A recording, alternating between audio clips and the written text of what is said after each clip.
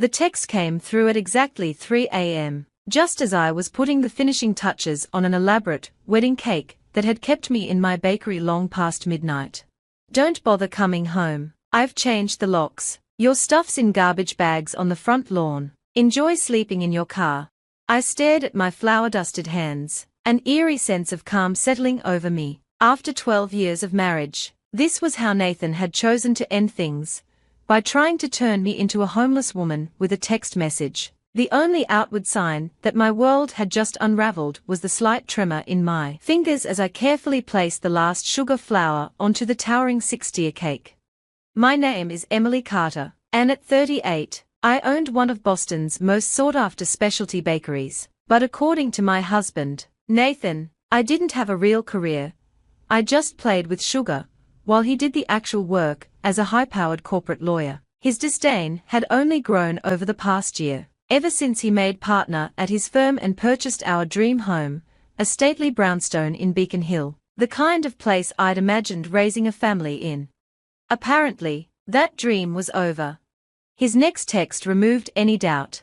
Don't even think about coming after the house. Check your signature on the quitclaim deed. You signed it last month, remember?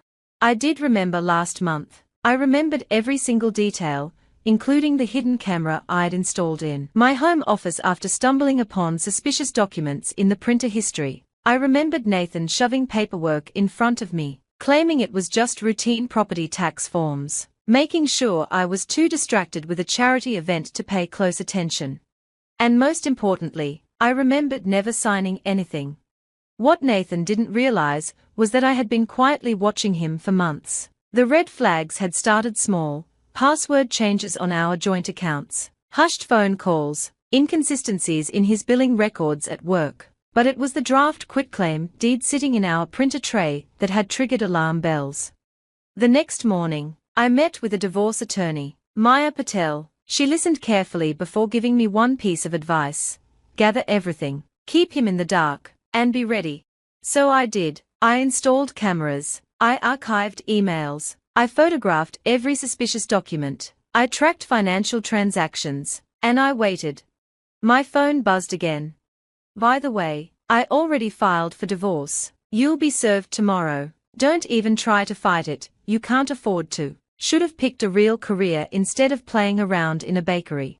I packed up the wedding cake with slow, deliberate movements. Years of working with delicate sugar sculptures had trained me to be patient, to be precise, to always think ahead. Nathan had always dismissed my meticulous nature, failing to see that it was the very reason my business was thriving.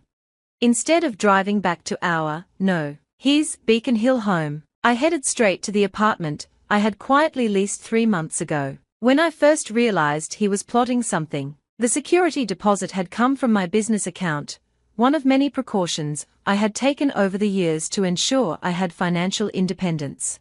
Nathan had pushed for combined finances early in our marriage, claiming that couples shouldn't keep money separate. I had insisted otherwise, hiring my own lawyer to set up clear legal protections for my business. He had dismissed it as me being difficult.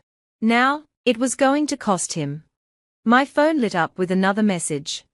Oh, and don't stress about your little bakery. My client is very interested in that location, prime real estate.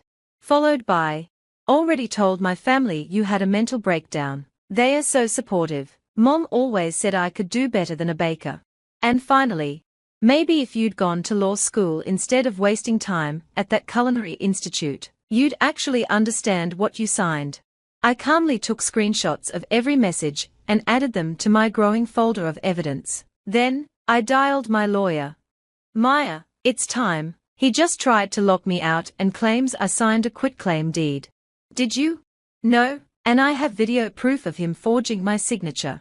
There was a pause before she replied, her voice sharper now. Perfect, I'll file for an emergency hearing first thing in the morning. And Emily, she hesitated, then added, I don't think Nathan has any idea what's about to hit him.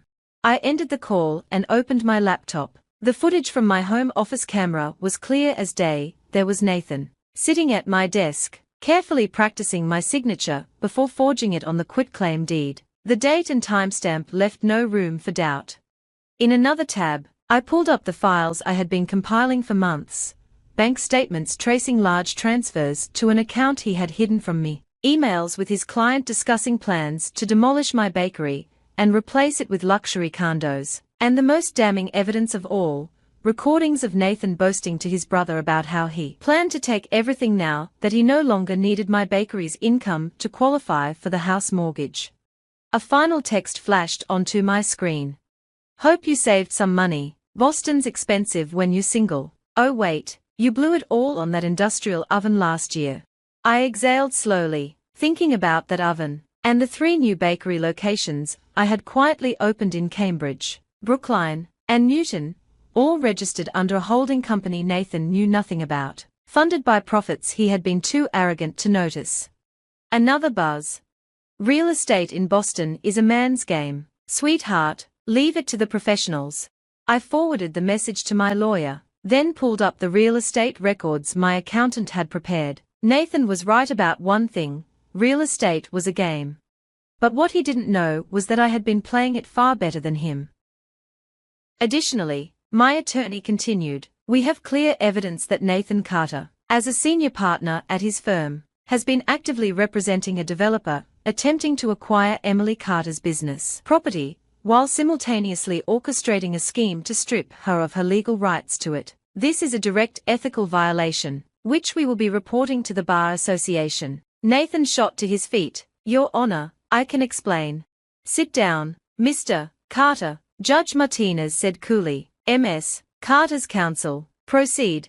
My lawyer laid another thick folder on the judge's bench. We also have correspondence proving that Mr. Carter conspired with his client to force Ms. Carter out of her business location post-divorce. However, she said with a knowing smile, that plan had one fatal flaw. She slid another document forward. Ms. Carter doesn't lease her bakery space. She owns the entire building, through her holding company, Carter Holdings, LLC. In fact, she owns multiple commercial properties across the Boston metropolitan area, all financed through her highly successful bakery enterprise. Nathan's face drained of color, his bravado crumbling in real time. I finally turned to look at him, remembering every condescending remark about my little cake hobby. And one more thing, my lawyer continued, flipping to another set of documents. Our financial records indicate that Ms. Carter's bakery generates annual revenues well into 8 figures, substantially more than Mr. Carter's salary as a law firm partner. In fact, she has been the primary financial provider throughout their marriage, a fact Mr. Carter deliberately concealed when applying for the mortgage on their Beacon Hill home. The judge scanned the paperwork, her expression unreadable. Then she turned her sharp gaze to Nathan. Mr. Carter, would you care to explain why you forged your wife's signature on a quitclaim deed? Nathan's attorney frantically whispered to him, but he shoved the man's hand away. Your Honor, this is clearly a fabrication. The footage is time-stamped and has been verified, my lawyer interrupted smoothly. Furthermore, we have uncovered evidence of financial misconduct. Mr. Carter has been diverting funds from their joint accounts. Ms. Carter has meticulously documented every unauthorized transaction. Judge Martinez's expression hardened. Mr. Carter, as an officer of the court, you should be well aware of the gravity of fraud and forgery. I am issuing an immediate freeze on all shared financial accounts pending forensic review. Additionally, I am granting Ms. Carter's request for a restraining order, barring you from the marital residence effective immediately. Nathan surged forward in protest. That house is mine. Actually, my lawyer said, barely suppressing a grin. The property is owned by Carter Holdings, LLC. Ms. Carter's company provided the full down payment and has covered every mortgage payment since the purchase. Mr. Carter's name is nowhere on the deed. The moment the words left her mouth, the realization dawned in Nathan's eyes. He had spent years boasting about his dream home, never once bothering to verify that he legally owned it. That's impossible, he muttered, his voice shaking. She's just a baker. A baker who built a multimillion-dollar enterprise and holds a substantial real estate portfolio. Judge Martinez corrected sharply. Mr. Carter, I am also referring this case to the Bar Association for ethics review. Forgery, financial fraud, and professional misconduct are serious infractions. Nathan slumped in his chair just as his phone buzzed. He hesitated before glancing down at the screen, and immediately went pale. I knew exactly what he was seeing, the very same message I had just sent to his entire firm. Attached was the video of him forging my signature, alongside emails detailing how he had planned to use his position as a law firm partner to force me out of my own building.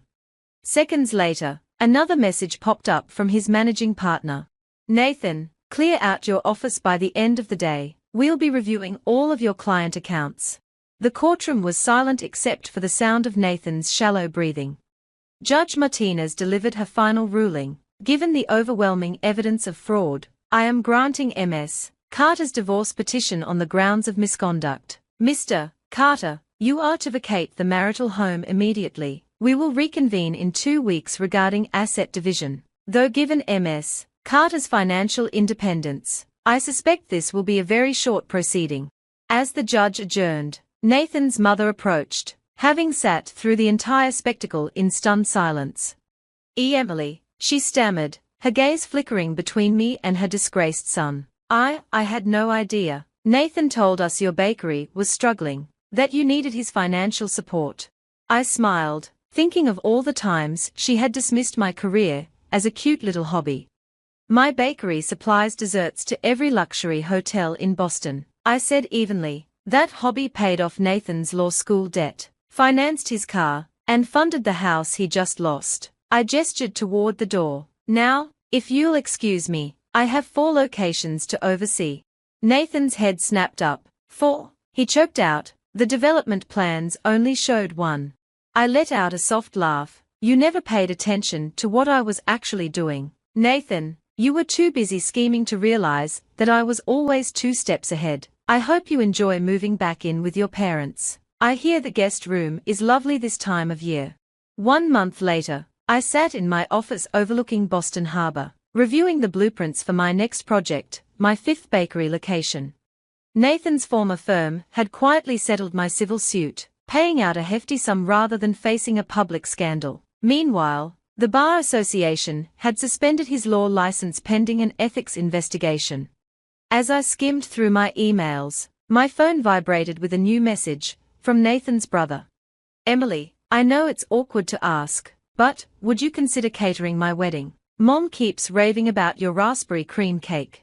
I smirked, glancing at the society page announcement I had just approved. Carter Holdings acquires historic Beacon Hill block.